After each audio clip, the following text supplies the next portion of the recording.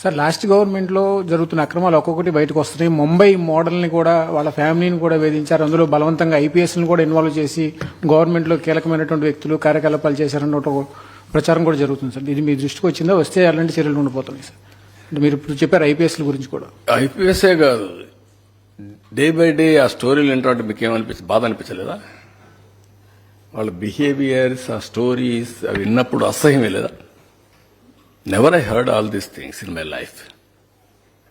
In politics ఎప్పుడో ఒక చిన్న ఇది వస్తే అది పెద్ద స్కాండల్ గా ఊహించుకున్నాం ఒకప్పుడు. ఇప్పుడు యూజువల్ అయిపోయినాయి. పార్టీలు మాట్లాడరు, ఆ పార్టీ ప్రెసిడెంట్ మాట్లాడరు. ఏం నాకు ఈరోజు నిన్న మా వాళ్ళు ఏదో చిన్న పనులు చేశారంటే I'm very serious about it. నా ఇమేజ్, నా క్రెడిబిలిటీ, మా పార్టీ విశ్వసనీయత, I'm thinking seriously. I want to talk to them very frankly. I want to guide them, or otherwise I want to be very firm. అలాంటివి నేను ఆలోచిస్తుంటే ఇన్ని జరుగుతా ఉంటే మాట్లాడరా మీరు? అంటే ఏంటి మీ ప్రవర్తన? ఈ రాష్ట్రం ఏంటి? ఏంటి ప్రపంచంలో మీరు చెప్పండి. ఇటీవల కాలంలో అపోజిషన్లో ఉంటే వాళ్ళ ఎమ్మెల్యేలు, ఎమ్మెల్సీలు, వాళ్ళ క్యారెక్టర్స్ అవన్నీ వస్తా ఉంటే are you not feeling ashamed of it? మీకు అనిపించలేదా? ఇక్కడే లీడర్స్ మిమ్మల్ని అడుగుతున్న మీడియాని, is it the way running political parties? మనం మోడల్సా? మనం ఆదర్శమా? ఇదే మనం నేర్పించే సమాజానికి?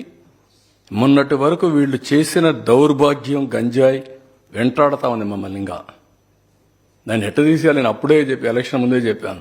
ఇక్కడ అన్ని సమస్యలు నేను కొట్టగలుగుతాను, కానీ గంజాయిని తీసేయడం మాత్రం టైం పడుతుంది. ఎందుకంటే ఒకసారి అడిక్ట్ అయిపోయిన తర్వాత గంజాయికి అంత ఈజీ కాదు అని చెప్పాను. ఏంటి ఆ నెట్వర్క్? ఏంటి భయంకరమైన నెట్వర్కా? ఎక్కడొస్తాడు, ఎవడు తెస్తాడు, ఎవడమ్ముతాడు, ఎవడికి తెలియదు. ఒక భయంకరమైనటువంటి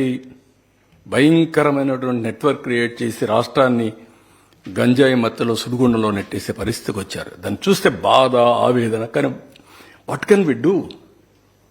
అంత ఈజీగా ఉండదు. సరే, లిక్కర్ అంటే, మద్యం అంటే నేను కొట్టగలిగాను, దాన్ని కూడా సమర్థించుకుంటారు. బుద్ధి జ్ఞానం లేకపోతే ఎక్కడా లేని పాలసీస్ మీరు తేవడం ఏంటే? ఎవడిచ్చాడా మీకు అధికారం? మీ బ్రాండ్ మీరు తయారు చేయడానికి?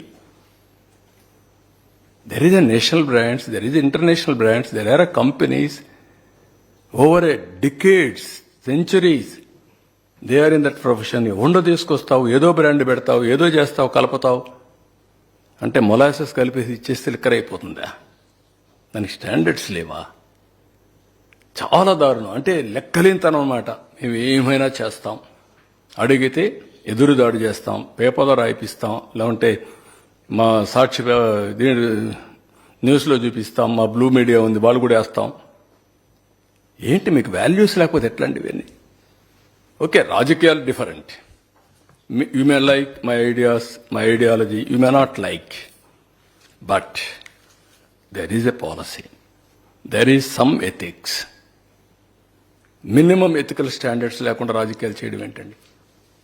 So these are all the problems I am facing. I am inherited with pain, suffering. I am telling you. ఏంటి ఇలాంటి దౌర్భాగ్యమైన రాజకీయం ఏం చేయాల్సి వస్తుంది? ఇలాంటి వాళ్ళతో నేను పోరాడాల్సి వస్తుందని చెప్పి బాధ. ఇలాంటి విషయాలు మాట్లాడాల్సి వస్తుందని నామోషి. మాట్లాడకపోతే ప్రజలు అర్థం చేసుకోలేరు. ఒకప్పుడు ఉద్యమంగా చేసేవాడిని. నీరు, మీరు, జన్మభూమి, శ్రమదానం, ప్రజల వద్దకు పాలన, లేకపోతే ఆకస్మిక తనిఖీలు, ఇవన్నీ నా ప్రోగ్రామ్స్. ఇప్పుడేంటి కామ పార్టీలు, ఏంటి వీళ్ళ గురించి మాట్లాడు? Can you imagine? అసహ్యం అనిపించలేదా?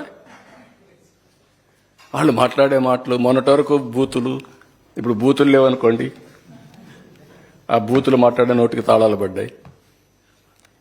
విన్నామా? పోనీ 5 ఏళ్ళు ఎన్ని బూతులండి, ఎన్ని మాటలండి. ఇప్పుడు ఎవరన్నా మాట్లాడుతున్నావా బూతులు? చేత కదా? మనకు నోరులు లేవా? ఎందుకు మాట్లాడలేదు? You won't see that difference? Hell of difference మీకు కనపడలేదా? ఒకప్పుడు బయట పోతే మీరంతా నా ఇంటికాడ వచ్చి కాపలా కాసేవాళ్లే కదా. ఎక్కడ రానిచ్చారండి? విశాఖపట్నం పోతే రానియరు, తిరుపతి పోతే దిగనీయరు, ఇంటికాడ నుంచి బయట రానియరు. Can imagine? గేటుకు తాళ్లు కడతారు. ఇక్కడికి వస్తే, అమరావతికి వస్తే తాళ్లతో, కర్రలతో, చెప్పులతో వేస్తే ప్రజాస్వామ్యం ప్రజ్వరిల్లుస్తోంది, చైతన్యం పెరిగిపోయింది అని డీజీ మాట్లాడతాడు.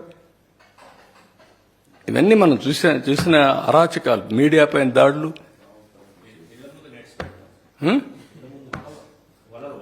వల్ల పెట్టడం, పైన డ్రోన్స్ వేయడం, ఆడబిడ్డలుంటే ఆడబిడ్డలు బాత్రూముల్లో ఉంటే డ్రోన్స్ ఎగరేయడం, పైశాచిక ఆనందం కాకపోతే, పిచ్చితనాలు కాకపోతే ఏంటి ఇవన్నీ తలుచుకుంటే ఇవన్నీ జరుగుతాయా అని ఆశ్చర్యం అయింది మీకు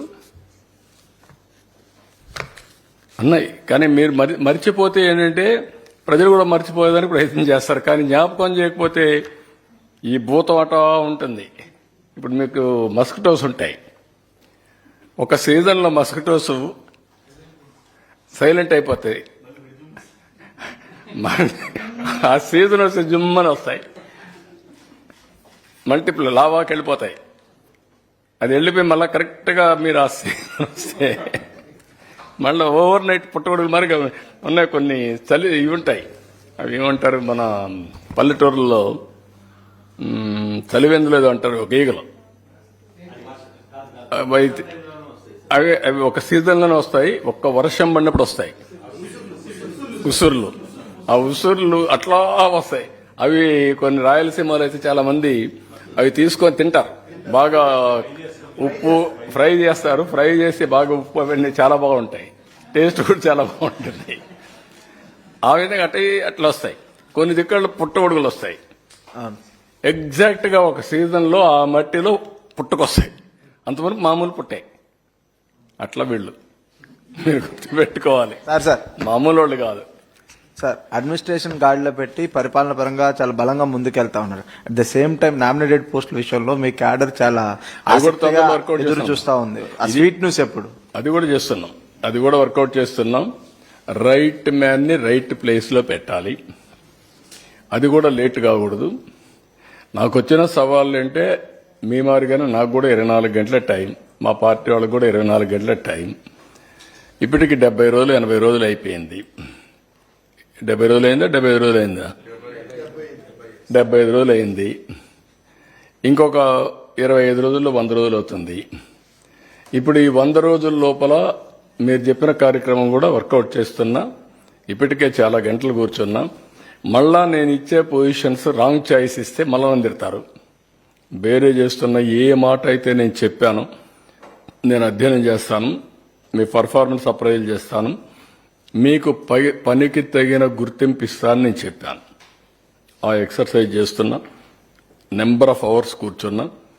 మళ్ళీ నేను జనసేన, బీజేపీ వాళ్ళతో కూడా మాట్లాడుకోవాలి. ఇంత మునుపు నేను ఒక్కడనే చేసేసేవాడిని. ఇప్పుడు కోయిలేషన్ ధర్మంలో అందరితో కూడా మాట్లాడుకొని we have to move forward. We have to carry everybody with us. All of us has to move forward.